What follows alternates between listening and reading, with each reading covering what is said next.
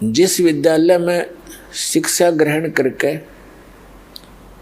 उसका बेनिफिट हमें बाहर फील्ड में प्राप्त होगा। जैसे विद्यार्थी कॉलेज या स्कूल में पढ़ते हैं तो वो वहाँ अपनी पढ़ाई ठीक से करके दिन रात एक करके शिक्षा ग्रहण करके उत्तीर्ण होकर कॉलेज छोड़कर जब चले जाते हैं उनको अन्य स्थानों पर उसका लाभ मिलता है, नौकरी मिलती है या कोई व्यवसाय प्राप्त होता है।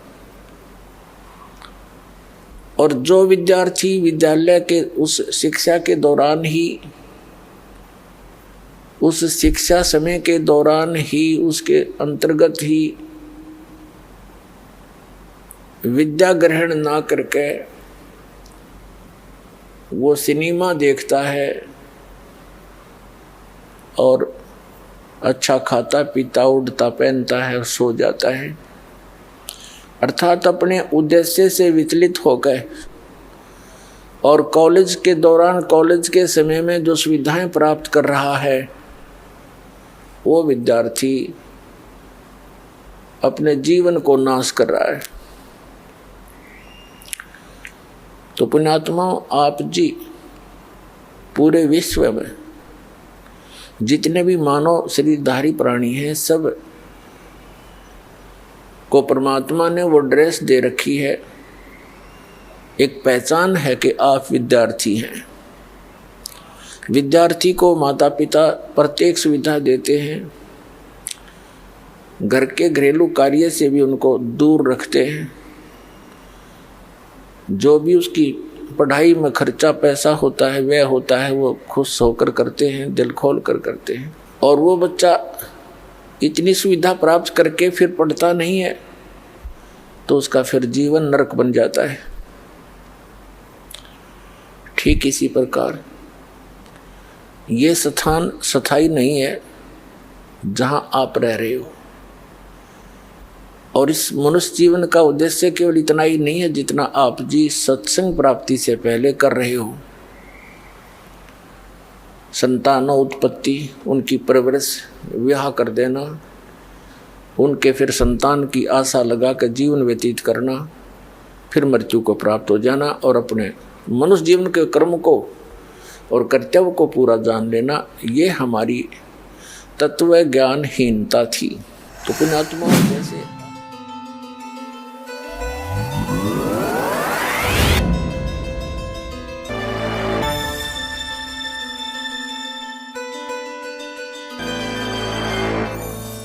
पुण्यात्माओं, जैसे आप यहाँ पढ़ोगे, ये शिक्षा ग्रहण करोगे यानी परमात्मा के ज्ञान को सुनोगे, फिर जैसा भी आपको क्रियाएं बताई जाती हैं उन साधनाओं को करोगे, तो आपको इस पृथ्वी पर सुविधाएं नहीं मिलेंगी। वो इस पर जो मिलनी है वो आपको आवश्यक वो दे ही रखी है परमात्मा ने। क्यों मानव शरीर दे दिया, उसमें खान पान सूझबूझ सद्बुद्धि अंग क्रियाएं सारी ऐसी दे दी जो हम अपने शरीर की सुरक्षा के लिए मकान बना सकते हैं, प्राकृतिक आपदाओं से बचने के लिए समय पर आहार कर सकते हैं, भूख लगती है तो बता के हम भोजन भी प्राप्त कर सकते हैं, प्यास लगे जब चाहे हम जल ग्रहण कर सकते हैं। तो ये हमें सद्बुद्धि दी, तो इस सद्बुद्धि का हम प्रयोग करके भक्ति करके सतलोक जा सकते हैं। ये पूरी पृथ्वी एक यूनिवर्सिटी समझो, स्कूल कॉलेज समझो, और जिसको जैसा टीचर मिला है, जिसने जहाँ की जैसी ट्रेनिंग की है उसी ट्रेनिंग का ही वो आगे लाभ प्राप्त कर सकता है। जैसे किसी ने श्री विष्णु जी सतगुण की पूजा की है तो उसको पृथ्वी की बजाय विष्णु जी के लोक में जाकर के वो सुविधा प्राप्त होगी। जैसे फील्ड में यानी क्षेत्र में जाकर ही विद्यार्थी को नौकरी मिलती है, जॉब मिलती है, ऐसे ही जिसने शिव जी की भक्ति की शिवलोक में चला जाएगा, जिसने ब्रह्म की भक्ति की वो ब्रह्मलोक में चला जाएगा, और जिसने श्री देवी दुर्गा की भक्ति की वो दुर्गा जी के लोक में चला जाएगा, और जिसने पूर्ण ब्रह्म परम अक्षर ब्रह्म सत्य पुरुष की साधना की तो सतलोक में चला जाएगा। तो हम यहाँ जो सुविधाएं बटोर रहे हैं ये बालकों जैसी बुद्धि युक्त हैं। हम सारा जीवन कोठी बनाने में, प्लाटों के खरीद कर साहूकार बनने में और विवाह शादियों के अंदर जो हम अपनी परंपराएं बिगाड़ कर इतने विशाल कर बैठे हैं, जो हमारा सिर दर्द बन गई है, इन्हीं के निर्वाह में, इन्हीं के निभाने में हम सारा जीवन व्यर्थ कर जाते हैं। और सारे जीवन में जो हम संग्रह संचित करके कोई कोठी बंगले बैंक बैलेंस बनाते हैं वो यही रह जाते हैं और हम मुंह लटका कर जाते हैं। परमेश्वर ने स्वयं आकर के हमें ये ज्ञान दिया कि आप जी जिस प्रकार इस पृथ्वी पर रह रहे हो और जिन आशाओं को लेकर तुम जी रहे हो, ये तुम्हारी बालक बुद्धि है। परमात्मा कहते हैं होले सुहागण सुरता त्यारे, मालिक घर जाना है तो होले सुहागण सुरता त्यारे, मालिक गिर जाना है तो होले सुहागण सुरता तार। नाले धोले ओढ़ पैर लेकर 16 श्रृंगार, नाले धोले ओढ़ पैर लेकर 16 श्रृंगार। आज नहीं तय तड़के परसों आवेंगे तेरे लड़िहारे, मालिक गिर जाना है तो होले होले सुहागण सुरता त्यार, मालिक घर जाना है। तेरा सोना शिखर बरतारे, मालिक गिर जाना है तेरा सोना शिखर बरतार, मालिक गिर जाना है। होले होले सुहागण सुरता त्यार, मालिक घर जाना है। तेरे साथ की कितनी जाली तू क्यों लारी वार, तेरे साथ की कितनी जाली तू क्यों लारी वार।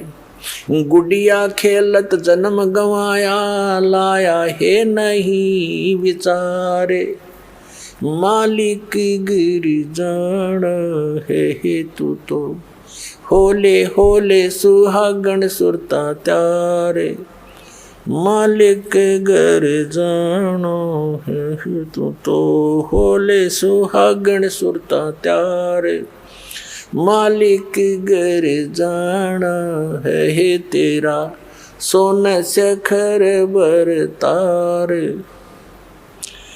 मालिक घर जाना है।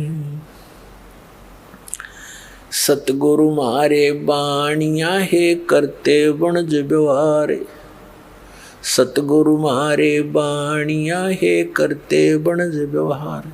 बिन डांडी बिन पालड़े है तोले दिया संसारे, मालिक गिर जाना है होले होले सुहागण सुरता त्यार, मालिक गिर जाना है तू तो होले सुहागण सुरता त्यार, मालिक गिर जाना है तेरा सोना शिखर बरतार, मालिक गिर जाना है। सोन शिखर में सेज पिया की, हंस हंस कर ले प्यार, सोन शिखर में सेज पिया की, हंस हंस कर ले प्यार।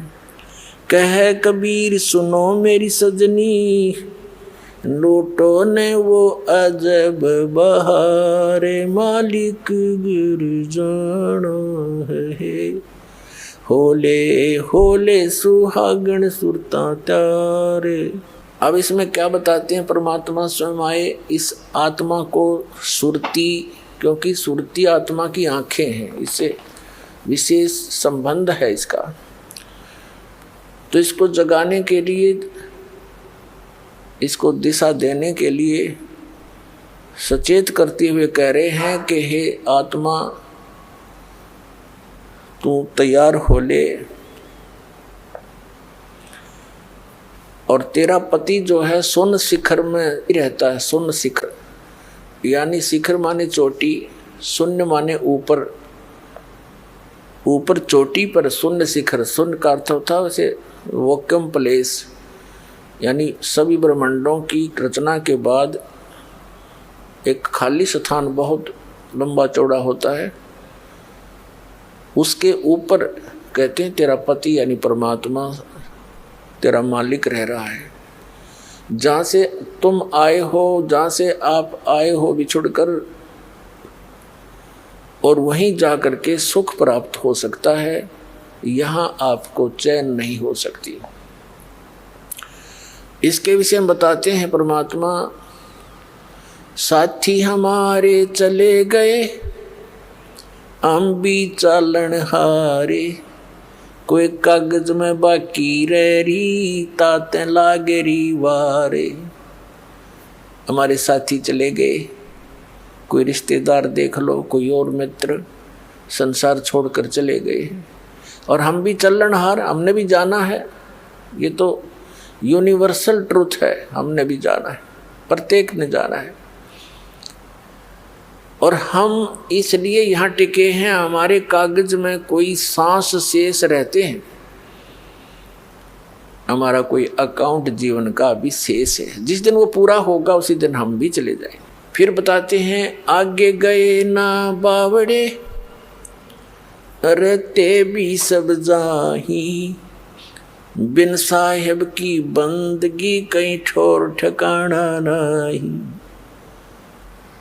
अब क्या बताते हैं परमात्मा कि जैसे आज आप मानव शरीर प्राप्त है और एक पल की चैन नहीं इस मनुष्य शरीर प्राणी को या किसी भी प्राणी को देख ले, जो व्यवस्था जैसी वृत्ति नेचर एक चींटी की है, एक कण की आवश्यकता है और एक मन मिल जाए उसने कोई सब्र नहीं, अपने बिल में ठोक के जाएगी और रात और दिन चलती ही रहती है। एक कण की आवश्यकता पूरे दिन में। लेकिन यह नीयत खराब कब हुई थी? जब वो मानव शरीर में वो प्राणी था। तो यही व्यवस्था, यही नीति और यही रीति और यही हमारी वृत्ति मानव शरीर के अंदर है। हमने आवश्यकता थोड़ी सी वस्तु की होती है, लेकिन हम बेसब्रे हो जाते हैं, हम संतुष्ट नहीं होते, थोड़े बहुत उसमें लगे ही रहते हैं, जीवन नष्ट ही हो जाता है, पर हम हार नहीं मानते, माया जोड़नते, और वो जोड़ी जाड़ी रह जाती है और जो अनमोल वस्तु जीवन था वो नष्ट हो जाता है। तो यहाँ क्या बताते हैं कि इस झूठे सुख को सुख कहे ये मान रहा मनमोद, ये सकल चबीना काल का, कुछ मुख में कुछ गोद। अब जैसे हम यहाँ सारी सुविधाएं बटोरे बैठे हैं, 1 मिनट में मृत्यु हो जाती है, तो यहाँ से होया चलो, हम जाना नहीं चाहते, किसी भी कीमत पर हम मृत्यु नहीं चाहते। कोई महा दुखी हो जाता है तो भी स्वस्थ होने की इच्छा लिए रहता है, और ये पता है कि यहाँ रह ही नहीं सकते। जब हमारी यहाँ मृत्यु हो जाएगी, जो हमने सारे जीवन में यहाँ जोड़ा था, कोठी बनाई थी, वो तो यहीं रह गई। हमारे साथ क्या गया और हमारी हानि क्या हुई? एक मूल धन लेकर आए थे हम, मूल पूंजी,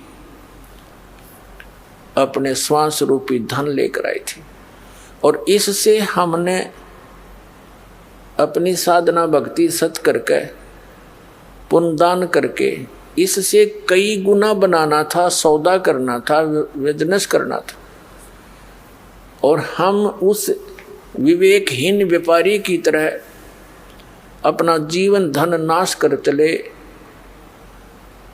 जो 10-20 लाख रुपए लेकर के दूर देश में चला जाता है, वहाँ किसी होटल में ठहर जाता है और उस अपने साथ ले गए धन उस राशि को आगे व्यवसाय में ना लगाकर खाने पीने मौज मस्ती में सिनेमा देखने में व्यर्थ कर रहा है, तो उसने वो मूल धन नाश कर दिया जिसको दुगना तिगना चौगुना बनाने के उद्देश्य से वो गया था। तो मनुष्य शरीर आपको इसमें ये लाभ प्राप्ति के लिए मिला था कि आप भक्ति करके इसे दुगना तिगना चौगुना कर सकते हो, अर्थात मोक्ष प्राप्ति कर सकते हो, वो ना की। तुम्हारे साथ क्या चला, जो पूंजी लाए थे वो नष्ट हुआ। यहाँ के जितने पाप थे भक्ति ना करने से सभी पाप संचित कर्मों में लिखकर हमारे साथ चले जाते, तो वो पाप हमारे साथ गए, मनुष्य पूंजी समाप्त हुई। फिर कर्म आधार पर कोई पुण्य शेष बचा था तो स्वर्ग गए। स्वर्ग में जैसे यहाँ हम जब तक सत भक्ति नहीं करते हैं, बिन साहिब की बंदगी कहीं ठोर ठिकाना ना। साहिब माने परमात्मा, और परमात्मा एक ही है। जैसे श्रीमद् भगवत गीता अध्याय नंबर 18 के श्लोक नंबर 62 में अर्जुन से ये ब्रह्म बोल रहा है श्री कृष्ण में प्रवेश करके कि अर्जुन, यदि तुझे परम शांति चाहिए तो सर्वभाव से उस परमेश्वर की शरण में जा जिसकी कृपा से तू परम शांति को और सनातन परम धाम को प्राप्त होगा। 18वें अध्याय के 66वें श्लोक में इसको फिर से रिवाइज किया है कि उसकी शरण में जाना है तो मेरे सतर की ब्रह्म सतर की जो साधना तूने की है वो मुझे छोड़ दे। एकम शरणम व्रज, एकम जिसके समान दूसरा कोई नहीं, समर्थ उस परमात्मा की शरण में व्रज माने जा। और इन सभी अनुवादकर्ताओं ने, इन ज्ञानहीनों ने व्रज का अर्थ आना किया है, ये गलत कर रखे है। इंग्लिश वर्ड गो का अर्थ जाना होता है, और गो का अर्थ कोई कम करता है, आना करता है, तो वो उस विवरण को समझ नहीं पाया जहाँ पर वो गो शब्द लिखा गया है। इसी प्रकार जहाँ वर्ज शब्द लिखा है और उसका आना कर रहे हैं, तो ये महामूर्खता का प्रमाण उन अनुवादकर्ताओं का है, क्योंकि वो तत्व ज्ञानहीन थे। संस्कृत अवश्य जानते थे लेकिन तत्व ज्ञान नहीं था। अब जितने भी ये महापुरुष हुए हैं जिन्होंने ठेका लिया वेदों की अनुवाद का, गीता के अनुवाद का, ये डुप्लीकेट ऋषि मैं ऋषि दानंद जैसे, जब तक इनको मूल ज्ञान नहीं होगा तो वेदों के अर्थों का ऐसे अड़ंगा किया इन्होंने। अब जैसे रामायण की चौपाइयों को कोई घोट ले, पढ़ ले, और उसको ये मूल ज्ञान हो नहीं कि राम कौन था, रावण कौन था, सीता कौन थी, दशरथ कौन था, अयोध्या क्या है, श्रीलंका क्या थी, तो उसका अनुवाद करने चले कि राम ने रावण को मारा और सीता ले अयोध्या पगधारा। अब राम का अर्थ तो बकरा भी होता है। अब कुछ एक ही नकलियों ने ऐसे भी अनुवाद किए हैं वेदों के अनुवादकर्ताओं ने, जैसे जहाँ अग्नि शब्द है, अग्नि का अर्थ होता परमेश्वर, तो परमेश्वर की महिमा, तो परमेश्वर के सतर क्या काम होगा, फिर या करके लिख रखा है या अग्नि, परमेश्वर व अग्नि, कोई बात हुई, तो ये विद्वान की काम है। अब जैसे राम ने रावण को मारा, अब जिसने ये इस कथा का ज्ञान नहीं तो वो कैसे अर्थ कर रहा है कि राम माने श्री रामचंद्र भी लिख दिया, और या फिर बकरे ने रावण को मारा। ये दोनों काम हो सकते हैं। अब बकरा राम वाला काम कर सकता है, श्री राम वाला। तो इस तरह के नाड़िया ने जो भी अपने आध्यात्मिक ग्रंथ हैं वो संस्कृत भाषा में थे, विशेषकर जैसे पवित्र चारों वेद, पवित्र श्रीमद् भगवत गीता, पवित्र पुराण आदि आदि। तो इन संस्कृत भाषा में अनुवाद करते समय किसी भी सेंटेंस में या शब्द नहीं हो सकता, सीधा ही अर्थ होगा उनका। तो इन्होंने बहुत सी गलतियां कर रखी हैं और उसका खामियाना हम अभी तक भोग रहे हैं। क्या कहा है कि उस एकम शरणम व्रज, जिसके बराबर दूसरा ना हो। तो यहाँ जो दास सिद्ध करना चाह रहा है कि आगे गए ना बावड़े, जो पहले चले गए उन्होंने तो कोई संदेश दिया नहीं हमें आकर के, और रहते भी सब जा, और बिन साहेब की बंदगी कहीं ठोर ठिकाना ना। यानी अन्य भगवानों की, जैसे श्री विष्णु जी, श्री शिव जी, श्री ब्रह्मा जी और श्री दुर्गा जी, गणेश जी आदि की जो पूजा ब्रह्म की, इन और परब्रह्म की, इनकी पूजाएं करने से भी या चलो चलो मिटे नहीं। बिन साहेब की बंदगी की ठोर ठिकाना ना। इनकी साधनाओं से हमें स्थायी स्थान नहीं मिल सकता, वो शाश्वत स्थान नहीं मिल सकता, जहाँ जाने के बाद साधक फिर लौटकर कभी नहीं आते। वो स्थान, वो मोक्ष उस एक परमात्मा को छोड़कर अन्य भगवानों की पूजा साधना से हमें नहीं मिल सकता। तो यहाँ बताया है कि जैसे आप स्वर्ग गए, कुछ पुण्य किए कुछ पाप किए, जैसे यहाँ स्वाभाविक पुण्य भी होते हैं और प्रत्येक का आपको भोग प्राप्त होता है, पुण्यों का भी मिलता है, पाप का भी मिलता है। जब तक आप परम संत की शरण में, परमेश्वर परम अक्षर ब्रह्म की शरण में नहीं आते, तब तक तो आपको केवल वर्क डन ही मिलेगा जैसा किया है। और परम अक्षर ब्रह्म की यथार्थ साधना ना मिलने से एक विधान बना लिया इन नकली ऋषि में, ऋषि गुरुओं ने, कि प्रारब्ध का कर्म तो भोगना ही पड़ेगा, जैसे कर्म करेगा वैसा फल तो तुम्हें मिलेगा ही मिलेगा। फिर भक्ति की आवश्यकता क्या? अब जैसे किसी के ऊपर दुखों का कहर टूट गया, वो भक्ति कैसे करेगा? सपने में भी नहीं कर सकता। तो फिर भक्ति का अस्तित्व, भगवान का अस्तित्व खत्म हो जाता है। ऐसे विधान बनाने वालों ने जो बना रखा है, तो वो वैसे व्यक्ति थे जो महापुरुष थे, अच्छी आत्माएं थी, साधना ठीक मिली नहीं, स्वयं उनका शरीर भी ठीक रहा और अन्य सुविधाएं भी उनको प्राप्त होती रही उनके संस्कारवश। तो वो केवल औरों को, चाहे कोई दुखी है सुखी है, अपना वो गलत विधान सुना कर अपना टाइम पास कर गए। अब जैसे किसी के पैर में कांटा लगा हो और उसको कोई कहे कि भी कांटा तो निकलेगा नहीं, ये तो तेरे भाग में लिखा गया, और तू जूता पहन ले, भविष्य में आगे कांटा नहीं लगेगा। तो कांटा लगे पैर में, जूता पहना नहीं जा सकता, कांटा निकले, और फिर वो जूता इस डर से पहनेगा कि कहीं फिर से वो पीड़ा ना हो जाए, स्वाभाविक है। फिर नहीं निकालेगा जूते वो पूरी सफर में। तो ठीक इसी प्रकार जो आप पर आपदाएं आई हुई हैं, ये आपके प्रारब्ध में थी। और कुछ ऐसी आपदाएं होती हैं जो 3 ताप के अंतर्गत आती हैं, जो प्रारब्ध से हटकर होती हैं। जैसे ये ऋषि, महर्षि, देवता, ये हम गरीब हैं, ये हमसे तगड़े हैं, ये कुछ पोस्ट प्राप्त है इनको। और जैसे पितर और ये भूत टाइप के हैं, ये शरारती व्यक्ति होते हैं। तो हम एक जो मानव शरीरधारी अन्य प्राणी हैं, ये ऐसे समझो जन साधारण है, और ये अच्छे पोस्ट वाले व्यक्ति हैं, देवता हुए और ये पितर तक हुए। भूत जो सतर के हैं, पितर भी इतनी बेमतलब वो नहीं करते, लेकिन भूत टाइप के जो होते हैं ये अननेसेसरी परेशान करते हैं, किसी में प्रवेश हो जाते हैं, किसी को सताते हैं। और जैसे देवता रुष्ट हो गए, उन्होंने आपके ऊपर कोई अपना दुख छोड़ दिया, और अन्य जैसे कोई जंतर मंत्र कर देता है, वो कर दिया।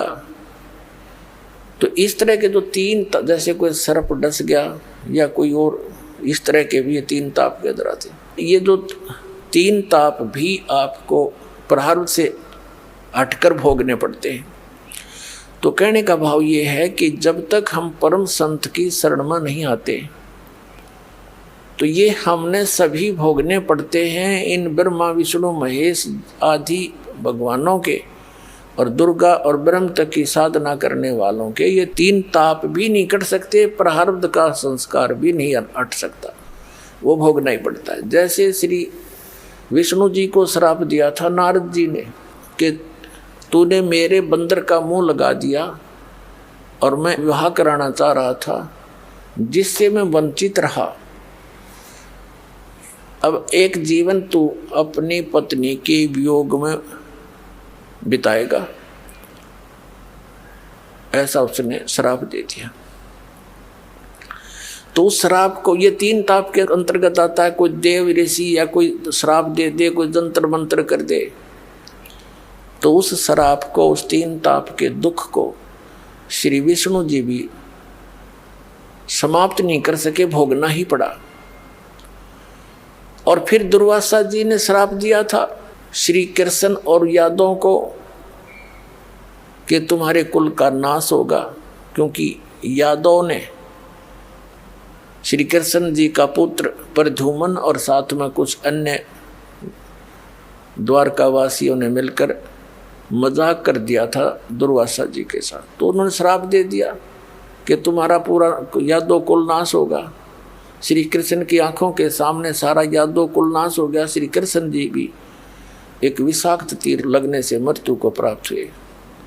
तो यहाँ गरीबदास साहिब जी जो परमात्मा से परिचित हुए, आदरणीय गरीबदास साहिब जी गांव छुड़ानी जिला झज्जर वाले, परमात्मा स्वयं आकर उनको सतलोक लेकर गए थे कबीर जी, और अपनी सतीथि और समर्थता से अन्य भगवानों की सतीथि और उनके सामर्थ्य से परिचित करा करके उनको वापस छोड़ा था शरीर में। तब गरीबदास साहिब जी ने कहा था कि तुम कौन राम का जपते जापम और ताते कटे ना तुमरे तीनों तापम। तुम किन भगवानों की भक्ति कर रहे हो जिनसे तुम्हारे 3 ताप भी नहीं कट सकते। तो हम उसी प्रसंग पर आते हैं कि जैसे किसी के पैर में कांटा लगा हो, जूता तभी पहनेगा जब वो कांटा निकल जाए। अब जैसे किसी को किसी प्रकार का कोई कष्ट आया हुआ घर पे, शरीर पे, और उसको कोई ये कहे कि ये तो तेरे प्रारब्ध में लिखा है, कष्ट तो तुझे भोगना ही पड़ेगा, ले ये मंत्र या जाप, ये भक्ति कर ले, भविष्य में दुख नहीं होगा। वो भक्ति नहीं कर सकता, कहने की बातें हैं। और फिर परमात्मा दया करे, जैसे ये मंत्र हम देते हैं कि इस मंत्र के जाप करने से तुम्हारे कांटे निकलेंगे, तो कांटे निकालने के लिए प्रयत्न करना पड़ता है, चाहे थोड़ा बहुत कष्ट भी हो जाए। कांटा निकला सुख हुआ, तो जो विधि दास बताएगा, इससे आपके प्रारब्ध के पाप भी नाश होंगे और आपके संचित कर्म जो ढेर लगा रखा है आपका, असंख्य जन्मों के पहाड़ जितने संचित कर्म आपके पड़े हैं पाप, उनका भी नाश करेंगे। ये वो साधना दास आपको देगा जो भगवान ने बताई आकर के। क्या बताया है कि बिन साहेब की बंदगी कहीं ठोर ठिकाना ना, तुम कौन राम का जपते जपम, ताते कटे ना तुमरे तीनों तापम। तो यहाँ बताया है एकम शरणम वर्ज, उस परम अक्षर की शरण में जाने से, उसकी भक्ति करने से आपको फिर वो ठोर ठिकाना मिलेगा, आपको शाश्वत स्थान मिलेगा, जहाँ जाने के बाद साधक फिर लौटकर कभी संसार में नहीं आते। अब यहाँ इन अन्य तत्व ज्ञानहीन ऋषि महर्षि गुरुओं ने, कबीर पंथियों ने भी, सभी ने एक विधान बना रखा है अपनी अज्ञान सोच से सुनी सुनाई दंत कथा के आधार से कि सतलोक में कुछ नहीं है, प्रकाश ही प्रकाश है, चेतन ही चेतन है, और आत्मा वहाँ जाकर उसमें मिल जाती है, जैसे बूंद समंदर में उसी का रूप हो जाती है। एकाद चतुर प्राणी कहता है कि नहीं, आत्मा का अस्तित्व अलग है, बिंदु टाइप में उस प्रकाश में घूमती रहती है। तो इसके विषय में परमात्मा ने बताया है, कबीर जी ने, बिन देखे उस देश की बात कहते हैं कूर। इस तरह की जो बातें करते हैं उन्होंने वहाँ कुछ देखा ही नहीं है, सतलोक में वो गए ही नहीं है, झूठ बोलते हैं। सतलोक के अंदर ऐसी ही व्यवस्था है वहाँ की धरती है, सफ़ेद धरती है, पारदर्शक, बहुत तेजों में पृथ्वी है, सतलोक, अलखलोक, अगमलोक और उस अकैलोक की। वो चारों स्थान अमर हैं, वो कभी नाश में नहीं आते। तो उस अमर स्थान के 4 विभाजन, 4 डिवीजन हैं। एक अकैलोक, दूसरा अगमलोक, नीचे को तीसरा अलखलोक और ऊपर से नीचे को चौथा सतलोक। फिर प्रत्येक इन 3 लोकों में, सतलोक, अलखलोक और अगमलोक में, इनके फिर 3-3 पोर्शन हैं। प्रत्येक लोक के सुन शिखर में वो परमात्मा, यानी टॉप मोस्ट प्लेस पे वो परमात्मा पूर्ण ब्रह्म सत्य पुरुष कबीर जी एक बहुत बड़े सिंहासन पर विराजमान है। बहुत सुंदर सिंहासन पर, सिर पे मुकुट है मालिक के, ऊपर सफेद छतर है और बहुत बड़ा गुम्बद है, जैसे मंदिर नुमा होते हैं, और उसके बीच में परमात्मा विराजमान है। अपने आत्माओं, जो ये मंदिरों की बनावट बनी है, ये कोई यहाँ की कंस्ट्रक्शन नहीं थी। ये प्रत्येक लोक में, प्रत्येक भगवान के, क्योंकि काल भगवान ने सतलोक की नकल करवाई है दुर्गा से, और उसने यहाँ उसकी नकल एज इट इज कर रखी है, लेकिन माल डुप्लीकेट है सारा। ये कच्चा शरीर है, बाग बगीचे नासवान है, यहाँ का जल व्यर्थ होने वाला, खराब होने वाला है। वहाँ की सब वस्तु पदार्थ ऐसे ही हैं, लेकिन वो अमर हैं। जैसे उसका एक एग्जाम्पल, एक उसका जो सैंपल सतलोक के पदार्थों में से एक सैंपल है गंगा दरिया। गंगा दरिया का जो जल है ये सतलोक से आया है, और ये कभी किन्हीं परिस्थितियों में खराब नहीं होता। साइंटिस्टों ने सिर मार लिया, चुप हो गए, लास्ट में इसकी करके सारी अन्वेषण, बोलो ये जल ऐसा क्यों है, एक ही स्थान से आ रहा है, और भी दरिया हैं। तो कहने का भाव ये है कि एक सैंपल है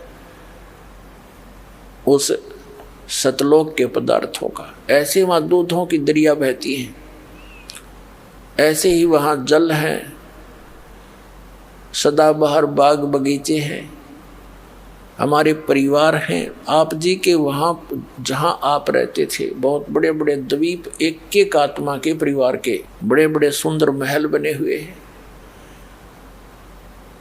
और जो सुख वहाँ था वो यहाँ हो ही नहीं सकता किसी भी स्थिति में। यहाँ के ब्रह्मलोक में भी नहीं है वो सुख। तो उस सुख की खोज में जिसको हम छोड़कर आए हैं, हम उसी दिन से लगे थे। इस काल भगवान ने हमारे ऊपर, बुद्धि पर ऐसा पर्दा डाल दिया, इसने अपने 3 पुत्रों को दुर्गा से संयोग से उत्पन्न किया। दुर्गा इस काल भगवान की पत्नी है, 21 ब्रह्मांड का ये मालिक है। इसको ज्योत स्वरूपी निरंजन भी कहते हैं, इसको ब्रह्म भी कहते हैं, और इसको सरपुरुष भी कहते हैं। तो इसने अपने सुनियोजित षड्यंत्र के तहत, जहाँ ये एक ब्रह्मांड के ऊपरले हिस्से में रहता, ये भी ऐसे सुन शिखर में, प्रत्येक ब्रह्मांड के सुन में रहता है, बिल्कुल लास्ट में, और वहाँ एक ऐसा गुप्त स्थान बना रखा है, 3 स्थान बना रखे हैं, एक रजोगुण प्रधान, एक सतोगुण प्रधान, एक तमोगुण प्रधान। और जब ये रजोगुण प्रधान क्षेत्र में अपनी पत्नी दुर्गा को साथ लेकर रहता है, तो वो वहाँ पर ये पंचानन बन जाता है, 5 मुख धारण कर लेता है, अपनी पत्नी दुर्गा को वहाँ सावित्री रूप में रखता है। इनके संयोग से जो पुत्र उत्पन्न होता है, तब तक वो वहीं रहते हैं उसी क्षेत्र में।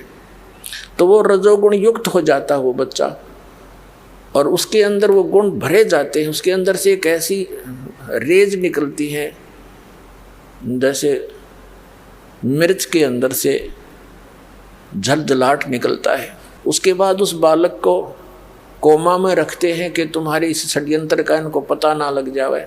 उसके बाद ये दूसरे क्षेत्र में चले जाते हैं, जो सतोगुण प्रधान क्षेत्र होता है, वहाँ ये विष्णु रूप धारण कर लेता है,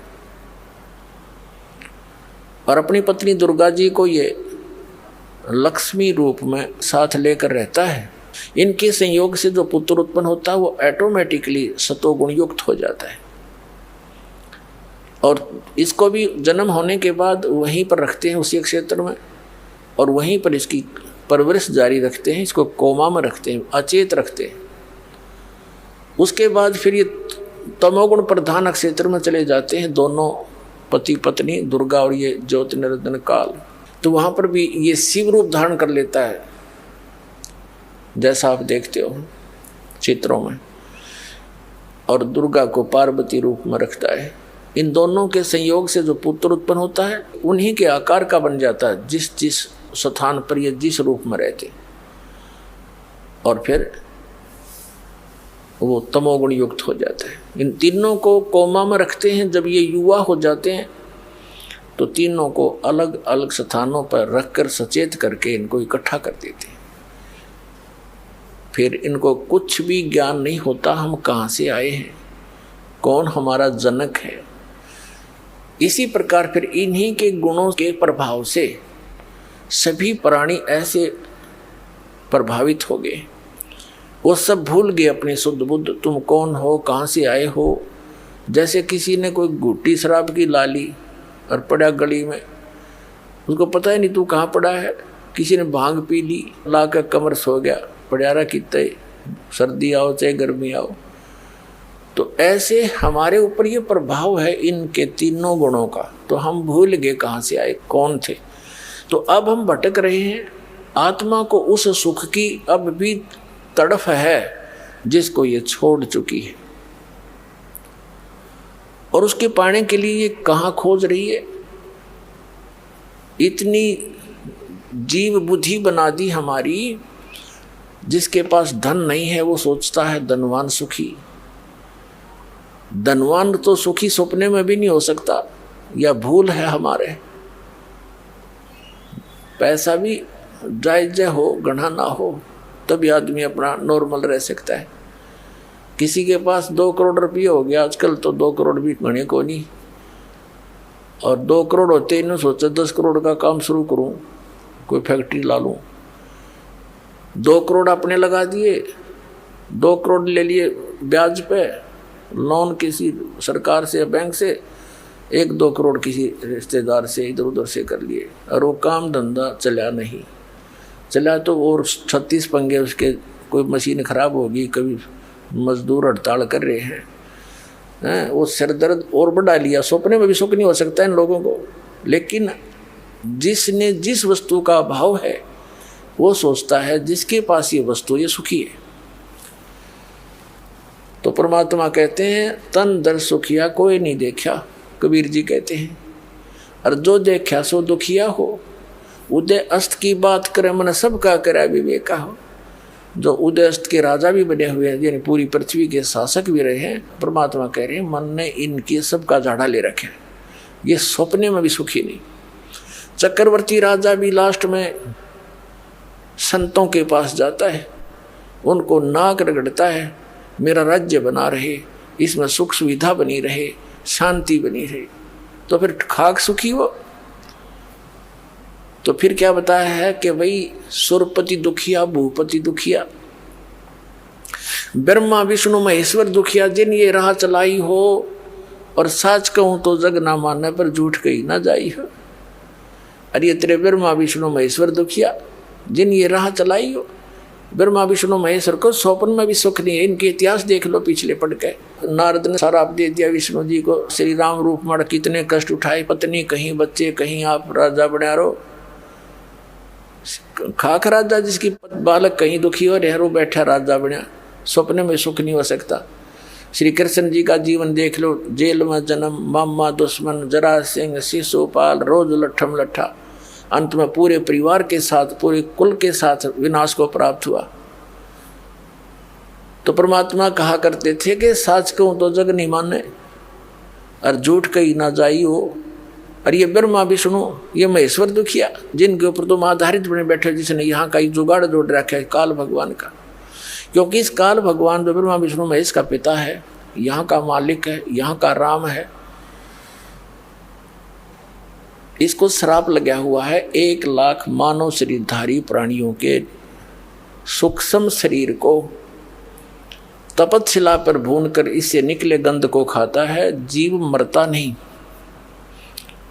उसके लिए इसने अपने तीनों पुत्रों की ड्यूटी ला रखी है। इस ब्रह्मा जी के रजोगुण से प्रेरित होकर के जीव के बस का नहीं है, और यह संतानों उत्पत्ति करता है और इतना प्रेशर बना देता है इस प्राणी के अंदर, ये अंधा बन जाता है, ना जाने कितने जुल्म भी कर डालता है। और फिर यहाँ के राजपाट के ठाठ, यहाँ की जो सुविधाएं, एसी ला लूँ, कोठी बना लूँ, कार खरीद लूँ, ये वैभव, ये रजोगुण के प्रभाव से इसके अंदर एक विशेष प्रेरणा बनती है। फिर सतोगुण के आधार से श्री विष्णु जी से निकल रहे सतोगुण के कारण हम यहाँ मोह ममता, आपस में भाई बहन का प्रेम, माता पिता से लगाव, पति पत्नी का प्रेम, संपत्ति से मोह, पोते पोतियाँ में ममता, यानी ये जो जुगाड़ है ये सबसे जबरदस्त है, और इससे हम यहाँ टिके रहते हैं। ये सतिथि बोल रहे हैं यहाँ की, यह सतिथि है इनकी। और तीसरा तमोगुण आपको पता ही है, थोड़ा सा प्रतिकूल काम होते हैं, मित्र से प्यारे से लड़ पड़ते हैं, पिता पुत्र का लठबाज्या, और फिर संहार करने की ड्यूटी शिव भगवान की है, तमोगुण की है हमारा संहार करता। यानी श्री रजगुण ब्रह्मा जी से सबकी उत्पत्ति होती है, इसलिए इसको कहते हैं सृष्टि का कर्ता। यो खाक सृष्टि का करता है। जब इसका जन्म हुआ कमल के फूल पर बैठा था ब्रह्मा जी, और ये अपने पुत्र नारद को बता रहा है कि बेटा जब मेरी उत्पत्ति हुई मैं कमल के फूल पर बैठा था और मुझे नहीं मालूम मैं कहाँ से उत्पन्न हो गया। प्रजापिता ब्रह्मा, प्रजापिता तो परमेश्वर है, सतपुरुष। तो उस परमात्मा के उपमात्मक और उनसे ही प्रेरित होकर के इन यहाँ के बच्चों के, ऋषियों के, भगवानों के नाम रखे गए। जैसे विष्णु पूर्ण परमात्मा का नाम है, उपमात्मक, सबका पालक वही है। और ब्रह्मा का अर्थ होता है सबका रचयिता, तो ब्रह्मा भी परमात्मा पूर्ण ब्रह्म ही है। ये तो नाम वैसे रखे जैसे सेंटर का भी मंत्री होता है, गृह मंत्री केंद्र का यानी भारत सरकार का, और एक राज्य का भी मंत्री होता है गृह मंत्री, तो उसमें कितना अंतर होता है। तो ऐसे ही नाम वैसे ही रखे हैं, इनकी शक्ति में बहुत अंतर है। तो कहने का भाव ये है कि इस काल भगवान को श्राप लगा हुआ है, ये ब्रह्मा विष्णु महेश इसके पुत्र हैं, ये नासवान हैं, समय आने पर इनकी मृत्यु होती है, सीमा है इनकी। और फिर नए ब्रह्मा विष्णु महेश ये पुत्र तैयार करके रखता है, निर्धारित समय है इनका, इनके मरते ही युवा पुत्र को उस पद पर बैठा देता है, उसकी फिर वह आयु फिक्स होती है। फिर वो ब्रह्मा विष्णु महेश जीव संज्ञा में आ जाते हैं, अन्य योनियों को प्राप्त करते हैं, और ऐसे ही आपकी तरह फिर भटकते रहते हैं। तो क्या बताते हैं परमात्मा के तन धर सुखिया कोई न देखा, जो देखा सो दुखिया हो, उदय अस्त की बात करे मन सबका किया विवेका हो। घाटे बाद सब जग दुखिया के घर ही बैरागी हो, और सुखदेव ने दुख के डर से गर्भ में माया त्यागी हो। साच कहूँ तो जग नहीं माने, झूठ कही ना जाई हो, ये ब्रह्मा विष्णु ये महेश भी दुखिया जिन ये राह चलाई हो। भगवान शिव जी का देख लो इतिहास, भस्मागिरी ने क्या जुल्म किया इनके साथ, इन्हीं के द्वार के आगे भक्ति करने लगा, उल्टा सिर करके नीचे को सिर ऊपर को पैर करके 12 वर्ष खड़ा रहा। पार्वती की प्रार्थना से शिव ने कहा कि ठीक मांग भी, के मांगे, के मांग गया, शिव जी की मौत मांग ली कि कड़ा दे दे, भस्म कड़ा। भस्म कड़े के अंदर ये शक्ति थी कि जिसके सिर के ऊपर रखकर ये कह दे भस्म, वो नष्ट मर जाता था। और वो भस्मागिरी क्या उद्देश्य लेकर भक्ति कर रहा था कि पार्वती प्राप्त करूंगा, पत्नी बनाऊंगा पार्वती को, शिव को मार दूंगा, इससे इसलिए कड़ा मांग रहा हूं। और शिव का पुजारी तमोगुण का। अब जब भगवान शिव जी ने वो दे दिया उसको कड़ा, भस्म कंडा, हाथ माते ने बोला, ले बोले शिव जी होशियार, तुझे मारूंगा, इसी उद्देश्य से मैंने ये भक्ति करी। अब बताओ आगे समस्या शिव जी के ऊपर, आगे आगे भगवान, पीछे पुजारी मारने के लिए भाग रहा है। और भी कितनी समस्याएं हैं। जैसे एक बार पार्वती जब दक्ष राजा के घर जन्म था, राजा दक्ष के घर पे जाके मृत्यु को प्राप्त होगी हवन कुंड में जल के। भगवान शिव गया वहां, लठ बजाया उन गेल्या, झगड़ा किया खूब अपने ससुर के साथ। पार्वती को यानी मरी हुई उस अस्थि पिंजर को लेकर 10,000 वर्ष तक भटकता रहा, हाय पार्वती हाय पार्वती। और फिर भगवान ने उसका सुदर्शन चक्कर मार कर उसके टुकड़े टुकड़े करे। उस शक्ति के, माया के, यानी पार्वती समझो उसने दक्ष पुत्री के अस्थि पिंजरों के, तब उसका मोह टूटा। तो पुण्यात्मा परमात्मा कहे साच कहूँ तब है तुम मानो को नहीं। इसी सच कहने के कारण परमात्मा के साथ कितने जुल्म किए थे, उन करवाए थे उन नकली गुरु महर्षियों ने। तो परमात्मा कहा करते थे कि भी यहाँ सुख नहीं मेरे बच्चों, जिस सुख की तुम्हें खोज है, तलाश है, चाह है, वो जंतर मंत्र मेरे पास है, वो विधि मेरे पास है, मुझसे वो ग्रहण करो, मेरी मर्यादा में रहो, तुम्हें वहाँ भेज दूंगा जहाँ जाने के बाद फिर लौट कर कभी संसार में नहीं आते। लेकिन हमने परमात्मा की बात मानी नहीं, क्योंकि हम अज्ञान से परिपूर्ण कर दिए गए थे इस काल के दूतों द्वारा। आगे परमात्मा क्या कहते हैं कि सुरपति दुखिया, भूपति दुखिया, और रंक दुखी बपरीती हो, कह कबीर और सब दुखिया, एक संत सुखी मन जीती हो। अब परमात्मा ने निष्कर्ष निकाल दिया सारे अपने ज्ञान का कि भाई ना तो सुरपति सुखी, सुरपति माने देवताओं का मालिक राजा इंद्र। अब हम यहाँ एक सरपंच बन जाते हैं, चेयरमैन बन जाते हैं, मेंबर ऑफ पार्लियामेंट बन जाते हैं, या एमएलए बन जाते हैं, मंत्री, मुख्यमंत्री, प्रधानमंत्री, राष्ट्रपति बन जाते हैं एक छोटे से टुकड़े का। तो हम ये सोच बैठते पता नहीं हमने क्या पा लिया। कुछ भी नहीं पा लिया। आपने तो अपना जीवन नाश कर लिया जब भक्ति नहीं करते तो, या भक्ति नहीं कर रहे तो पूर्व जन्म की वो पूंजी जो आप लेकर आए थे, धन श्वासों का, मनुष्य जीवन के श्वासों का, उसका नाश कर दिया। और ये खाक उपलब्धि कर ली। और एक पल का चैन नहीं। मुख्यमंत्री के देख लो इतिहास सारे दिन, प्रधानमंत्री का देख लो, एक पल का चैन नहीं इनको। हमने दिखे बड़े सुखी। तो पुण्यात्माओं, यदि भक्ति करनी है, इन संसारिक चोचला तो अपने दूर हटना पड़ेगा। एक का काम होगा। परमात्मा कहते हैं पिया चावे प्रेम रस, राख्या चावे मान, एक म्यान में दो खड़ग, कदे देखी सुनी न कान।